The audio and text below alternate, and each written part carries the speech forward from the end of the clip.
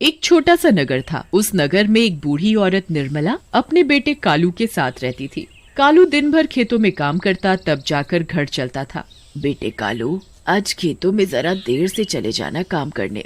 क्यों माँ, क्या बात है? कुछ काम था क्या? हाँ बेटा, बकरियां भूखी हैं, जरा नदी के पास जाकर इन्हें चरा ला। ठीक है माँ, ऐसा करो, मेरा खाना बांध के दे दो, वहीं खा लूंगा। पता नहीं कितनी देर हो जाए। निर्मला खाना बांधकर कालू को दे देती है और कालू बकरियों को हाँकते हुए नदी के पास ले जाता है और सभी बकरियां अपना चढ़ने लगती हैं। चलो जी, बकरियां तो खाने में मस्त हैं, मैं जरा खाना खा लूं। कालू खाना खा लेता है। खाना खाकर उसे बहुत तेज नींद आती है। पेड़ की ठंडी ठंडी छांव के नीचे वो लेट जाता है, पर घास चुभने की वजह से वो सो नहीं पाता। तभी कालू को पेड़ पर कुछ कपड़े लटके हुए दिखते हैं। कालू उन कपड़ों को उतार कर अपने नीचे बिछा लेता है और आराम से सो जाता है। पर उसे ये नहीं पता था कि वो कपड़े एक भूत के हैं जो नदी में नहाने गया हुआ था। भूत जैसे ही नदी से बाहर आता है नहाकर, तो देखता है उसके कपड़े वहां नहीं है। अरे मेरे कपड़े कहाँ गए? कौन ले गया? अब मैं क्या पहनूंगा? तभी भूत को उसी पेड़ के नीचे एक आदमी दिखाई देता है जो सोया हुआ होता है उसके कपड़ों पर। ए लड़के, उठ! भूत की आवाज सुनकर कालू उठ जाता है और इधर उधर देखता है कि आवाज कौन दे रहा है। तभी कालू को नदी में भूत दिखाई देता है। मम्मी! कौन हो भाई तुम?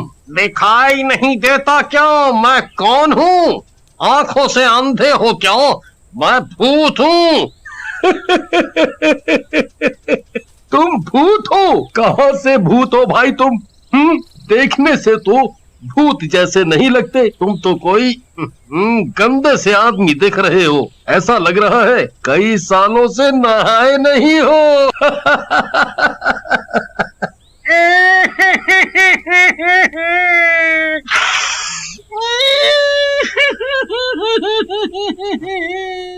हाँ, मैं सच में भूत हूँ। अब मैं भूत जैसा नहीं दिखता तो मैं क्या करूँ?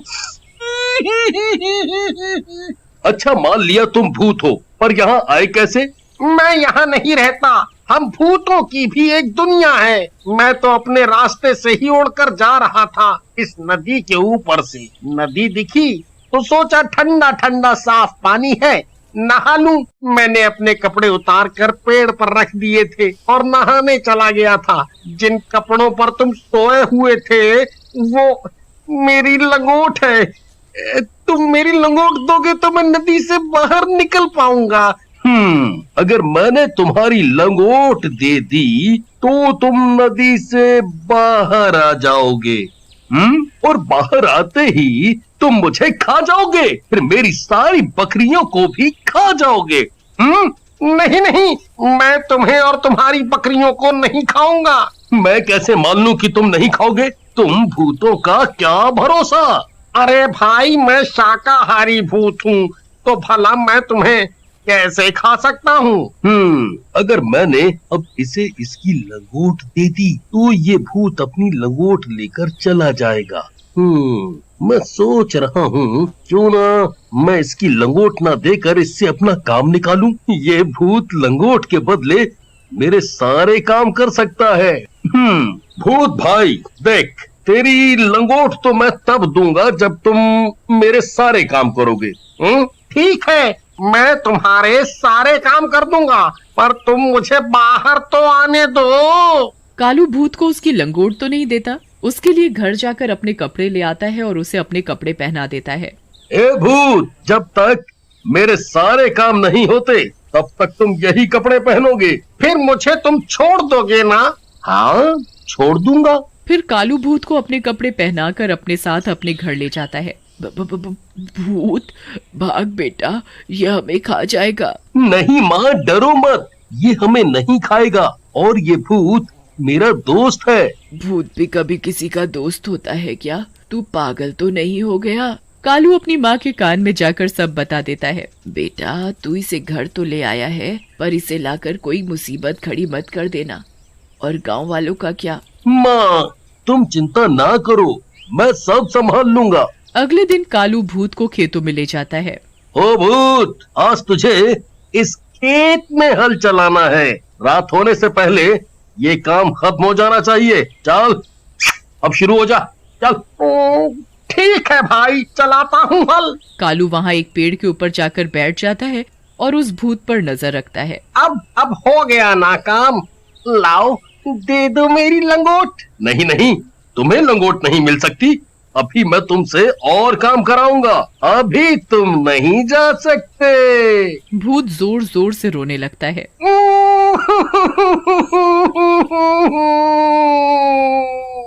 भाई मेरी लंगोट दे दो। अगर मेरे भूत भाइयों को पता चला कि मेरी लंगोट एक साधारण आदमी ने ले ली है और वो मुझे इसके बदले काम करा रहा है, तो मेरी बड़ी बदनामी होगी। ओहो, तू रोता बहुत है। अच्छा ये बता, भूख लगी है? खाना खाया? हाँ हाँ, खाऊंगा ना, बहुत जोरों से भूख लगी है। कालू अपने साथ जो खाना लाया था दोनों मिलकर उसे खाते हैं, पर भूत तो सालों से भूखा था। इतने दिनों बाद खाना देखा तो जल्दी जल्दी सारा खाना चट कर गया और कालू भूत का मुंह देखता ही रह गया। खाना खाकर दोनों घर चले जाते हैं। मुझे खाना दो, मुझे बहुत भूख लगी है। इतना स्वादिष्ट खाना मैंने पहली बार खाया है। और दो। अरे तू रोता क्यों है? मैं तेरे लिए अभी खाना लाती हूँ। माँ खाना बनाती है और भूत खाता ही जाता है, खाता ही जाता है, बस खाता ही जाता है। माँ खाना बनाते बनाते थक जाती है और घर का सारा राशन खत्म हो जाता है। और दो खाना। ओ भूत, अब कहाँ से दूं खाना? सारा राशन तो तू खा चुका है, अब घर में कुछ नहीं है खाने को। अरे माँ, ये सदियों से भूखा है, आज इसने मेरा खाना भी खा लिया। तभी गांव से मुखिया आते हैं अपनी बेटी की शादी का न्योता देने। भूत भूत भूत भूत, भागो भागो सभी, नहीं तो ये हमें खा जाएगा। मुखिया जी डरिए मत, ये आपको कुछ नहीं करेगा, ये हमारे साथ ही रहता है। कालू, तुम बोलते हो तो मान लेता हूँ कि ये किसी को कुछ नहीं करेगा। मुखिया जी, यहाँ कैसे आना हुआ? अरे हाँ, मैं इस भूत को देखकर सब भूल ही गया था। कल मेरी बेटी की शादी है, आपको न्योता देने आया था। फिर मुखिया वहाँ से चला जाता है। अगले दिन गांव में शादी की तैयारी चल रही होती है, तभी वहाँ कालू और भूत पहुँच जाते हैं। भागो भागो, गांव में भूत आया है, ये हमें खा जाएगा भैया। अरे अरे, रुको रुको सभी, ये भूत मेरे साथ है, ये किसी को कुछ नहीं कहेगा, किसी को भी नहीं खाएगा, ये शाकाहारी भूत है। सभी गांव वाले हैरानी से देखने लगते हैं। अरे कालू भाई, भूत भी कोई शाकाहारी होता है? मजाक मत करो। मैं कोई मजाक नहीं कर रहा, और ये भूत मेरे घर बहुत दिनों से रह रहा है, इसने हम में से किसी को कुछ भी नहीं किया। भाइयों, मैं किसी को नहीं खाऊंगा, मैं औरों जैसा भूत नहीं हूँ। कालू के पास मेरी लंगोट है, अगर ये मेरी लंगोट दे दे तो मैं अभी यहाँ से चला जाऊंगा। लंगोट वाली बात पर सभी गांव वाले जोर जोर से हंसने लगते हैं। इसका मतलब तू भूत बिना लंगोट के घूम रहा है। फिर सभी हंसने लगते हैं। सभी गांव वाले आपस में बातें करने में मस्त होते हैं और उधर भूत को खाने की खुशबू आ रही होती है। भूत खुशबू तक पहुंच जाता है, देखता है उसके सामने इतना बढ़िया बढ़िया खाना रखा है। वो इधर उधर देखता है कि कोई नहीं देख रहा और वो फटाफट सारा खाना चट कर जाता है। तभी एक बच्चा उसे खाना खाते देख लेता है। मुखिया जी, वो भूत ने शादी का सारा खाना खा लिया। हो, सत्यानाश हो इस भूत का। अब मैं मेहमानों को खाना कैसे खिलाऊंगा? मेरी बेटी की शादी कैसे होगी? मुखिया जी, आप चिंता ना करें, ये भूत है ना, इसने खाया है, यही बनाएगा, सारा खाना फिर से। भूत, तेरा आज का काम यही है। भूत जल्दी जल्दी सभी सब्जियां काट देता है, आटा गूंथ देता है, सभी तरह की मिठाइयाँ बना देता है। देखो भाई, तुमने जो जो काम बोला मैंने सभी काम कर दिए। अब तो मेरी लंगोट दे दो। अभी नहीं दूंगा, अभी बहुत काम है। भूत फिर से जोर जोर से रोने लगता है। मेरी लंगोट दे दो, दे दो, मेरी लंगोट दे दो ना। सभी बच्चे देखते हैं कि एक भूत रो रहा है और वो भी एक लंगोट के लिए, तो उस पर सब बहुत हंसते हैं। पर उधर भूत की भूख बढ़ती ही जा रही थी। भूत गांव वालों का खाना चुरा चुरा कर खाने लगा। ओ भूत सत्यानाश हो तेरा, सारा खाना खा गया चुरा कर। अब मेरे बीवी बच्चे क्या खाएंगे? शोर सुनकर सभी गांव वाले इकट्ठा हो जाते हैं। हाँ भाई, ये मेरे घर का भी सारा खाना खा गया। ऐसे ही ये भूत हमारे घरों का खाना खाने लगा। तो ये भैया, इस भूत का कुछ तो करना पड़ेगा। ये भूत कालू का है ना, उसी को बताते हैं जाकर। सभी गांव वाले मिलकर कालू के घर जाते हैं और भूत की सारी बात कालू को बताते हैं। भूत एक कोने में खड़ा होकर सब कुछ सुन रहा होता है। कालू, अब बहुत हो गया।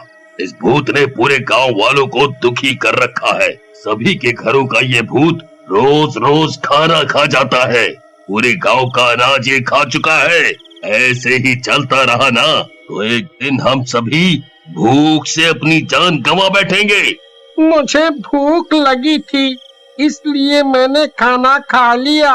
मेरा पेट पता नहीं क्यों नहीं भरता। कालू, मैंने तुझे पहले ही बोला था, इसे लाकर कोई मुसीबत मत खड़ी कर देना। देख, अब इसने पूरे गांव वालों को दुखी कर रखा है। देख भूत, तेरे लिए मैं गांव वालों को तो दुखी नहीं देख सकता। सभी गांव वाले मेरा परिवार हैं। तू अपनी लंगोट ले और यहाँ से चलता बन। कालू भूत को उसकी लंगोट दे देता है। भूत लंगोट पाकर बहुत खुश हो जाता है। आप सभी की मुझे बहुत याद आएगी। आप लोग कभी भी मुझे याद करोगे तो मैं यहाँ आ जाऊंगा। अरे नहीं नहीं, हम तुझे कभी भी याद नहीं करेंगे। तू जा जा और इस गांव की तरफ कभी भी मुड़कर मत देखना। जा भैया जा।